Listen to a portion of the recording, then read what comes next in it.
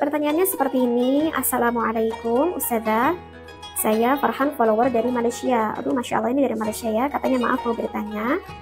Istri saya setiap kali selepas berhubungan kelamin, semasa di suami di kemuncak, dia akan mohon masukkan zakar ke dalam mulutnya. Karena dia mau semua air nutfah suami itu dilepaskan di dalam mulutnya. Dan dia seolah-olah ketagihan nih gaya ini. Soalannya, adakah dibolehkan ya? Maaf ya, terima kasih. Ya, ini pertanyaan dari warga Malaysia. Jauh sekali ya. Insya Allah akan saya bahas pembahasan ini. Jika bagi kalian yang ingin bertanya perihal yang berhubungan tentang rumah tangga ataupun suatu pernikahan, jika ada yang ingin ditanyakan bisa masuk dulu ke IG saya ya, lalu di follow, lalu nanti masuk ke DM. Insya Allah itu pun jika saya paham ya. Jika saya paham, maka insya Allah nanti saya akan menjawab lewat video ini. Oke, untuk Kak Farhan, di dalam hukum ini sebetulnya itu adalah ikhtilafiyah ya. Artinya ikhtilafiyah itu adalah perbedaan pendapat ulama. Dan sengaja sekarang saya akan membawa 4 referensi kitab, yang mana 4 referensi kitab ini yang bermadhab Imam Asy-Syafi'i ya, tentunya bermadhab Imam Asy-Syafi'i yang saya terangkan. Baik, bismillahirrahmanirrahim. Pertama itu saya akan membawakan referensi dari kitab Fatawi Ma'asyarah karangan Syekh Wahdatul Zuhaili. Bagi yang punya kitabnya bisa dilihat pada Syahifah 191 sampai selanjutnya, karena ini sebetulnya pembahasannya agak panjang juga. Tetapi saya akan bacakan sedikit langsung ke bab intinya. Di sini dikatakan yahrumu, diharamkan. Masul qadibi. Ini dari awalnya kita udah langsung tahu nih hukumnya. Kalau menurut Syekh Wahdatul Zuhaili haram.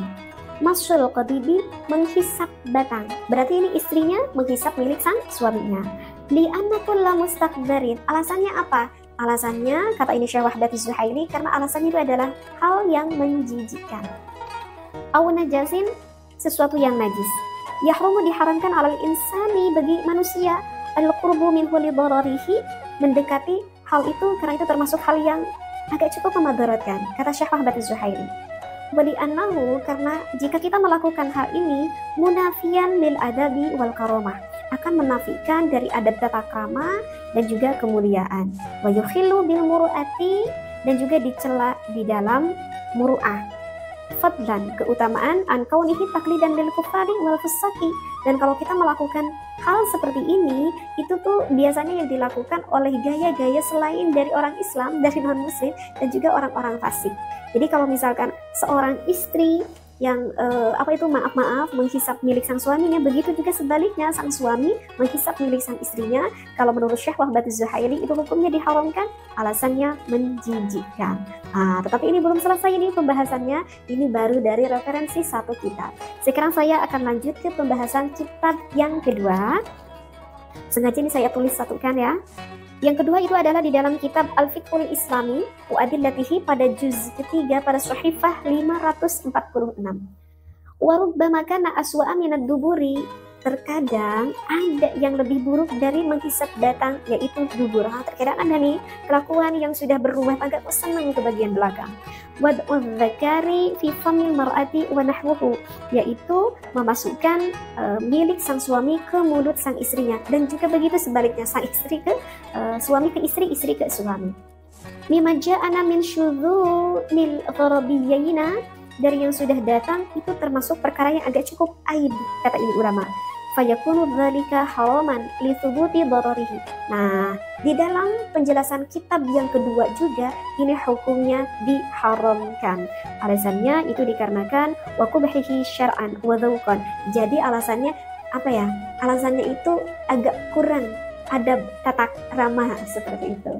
Itu adalah alasan yang kedua, alasannya karena agak hilang muru'ah, agak kurang adab tata krama kalau melakukan hal seperti itu ya. Nah, sekarang ada referensi yang ketiga, itu beda lagi. Apa itu hukum yang ditentukan oleh ulama tersebut?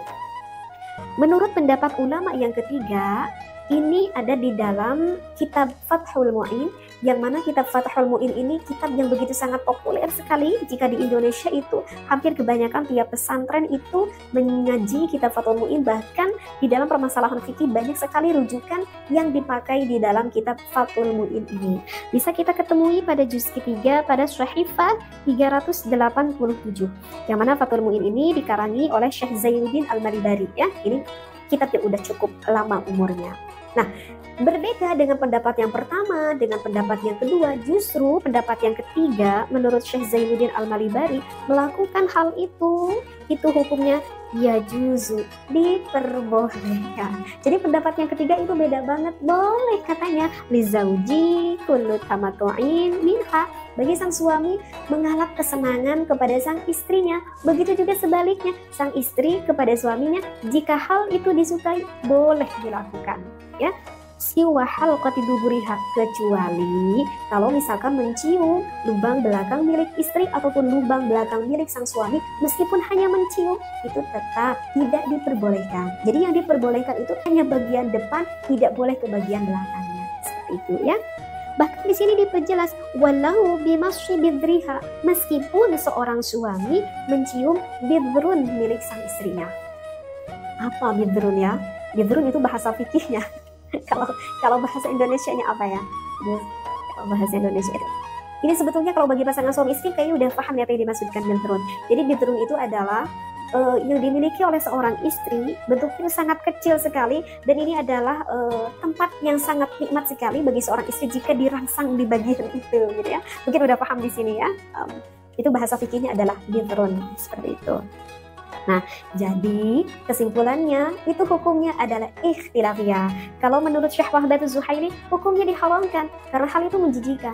Jika para pendengar, para jamaah fikih nikah yang merasa jijik melakukan hal ini kepada suami Anda, ataupun merasa jijik melakukan hal ini kepada istri Anda, maka Anda ikuti saja pendapatnya Syekh Wahdatul Zuhaili. Tetapi bagi sebagian orang itu berkata lain. Misalkan bagi yang rumah tangga yang lain, aku mah gak merasa jijik melakukan hal itu kepada istri saya. Justru saya melakukan hal itu adalah sebagai tingkat rasa cinta saya yang lebih dalam kepada istri saya, karena saya ingin memberikan kesenangan kepada istri saya. Saya ingin memberikan kebahagiaan kepada istri saya. Kenapa? Karena ketika istri saya dilakukan hal itu, kok istri saya terlihat sangat bahagia sekali, terlihat sangat menikmati sekali melakukan ataupun dilakukan hal itu oleh sang suaminya. Jika Anda merasa hal itu tidak merasa jijik, maka Anda bisa mengikuti pendapat yang diterangkan di dalam kitab Fathul Mu'in, yajuzu, hukumnya diperbolehkan. Jadi jawabannya itu adalah kembali kepada diri kita masing-masing. Kalau suka ada pendapat yang membolehkan, kalau tidak suka ada pendapat yang tidak membolehkan. Yang harus kita garis bawahi di sini adalah kita jangan merasa benar dengan satu pendapat saja. Misalkan bagi orang yang tidak suka, itu jijik, itu haram, gak boleh, itu tidak begitu juga. Ada loh pendapat juga yang membolehkan. Kita harus menghargai akan pendapat yang membolehkan. Seperti itu. Jadi bisa dipahami di sini ya. Jadi tidak perlu berdebat antara orang yang suka dan juga yang tidak suka. Seperti itu. Nah, sekarang untuk pembahasan yang terakhir, bagaimana kalau misalkan bukan hanya sekedar dicium, tapi ini bahkan aduh, itu mah ya ada gitu ya. Barusan yang bertanya berarti ada kan? Kenyataannya ada. Ini kok sampai ditelan gitu air nutfahnya, Masya Allah. Nah, maka saya ketemukan ini penjelasannya di dalam kitab Majmu' Syarah Muhadzab pada juz ketiga pada Syahifah 586. Referensinya adalah seperti ini. Hal yahillu aklul mani tahir? Apakah kita boleh meminum ataupun memakan air mani yang suci? Fihi wajhani. Maka jawabannya sama, itu ada dua wajah, artinya ada ikhtilafiyah lagi, perbedaan pendapat ulama. As-sahihul masyhur, kalau pendapat sahih yang masyhur, annahu la yahillu. Pendapat yang pertama, la yahillu, hukumnya tidak halal, tidak boleh sampai ditelan. Ya, tidak boleh sampai ditelan. Kenapa tidak boleh sampai ditelan? Li'annahu mustakhbathun.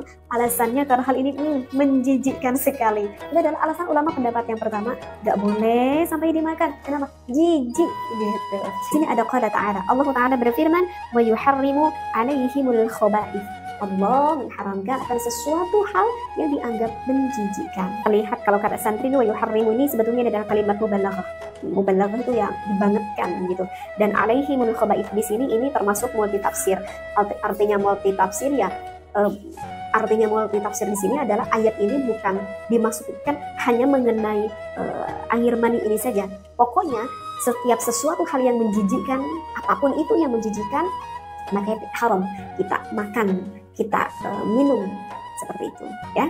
Jadi multitafsir, kalimatnya itu adalah umum, tidak khusus gitu. Nah, kalau untuk pendapat yang kedua itu beda lagi. Wasani, pendapat ulama yang kedua, ya justru boleh. Jadi tadi yang bertanya, kalau istri Anda merasa senang, ada ulama yang menghukumi boleh. Siapa yang diterangkan? Yaitu qaul Syekh Abi Zaid Al-Marwazi yang disampaikan oleh Syekh Zaid Al-Marwazi. Alasannya kenapa diperbolehkan, dihalalkan, li'annahu tahirun, karena yang diminumnya ataupun yang dimakannya air mani menurut mazhab Imam Asy-Syafi'i tahirun, hukumnya adalah suci. Dikarenakan suci sehingga boleh termakan ataupun terminum.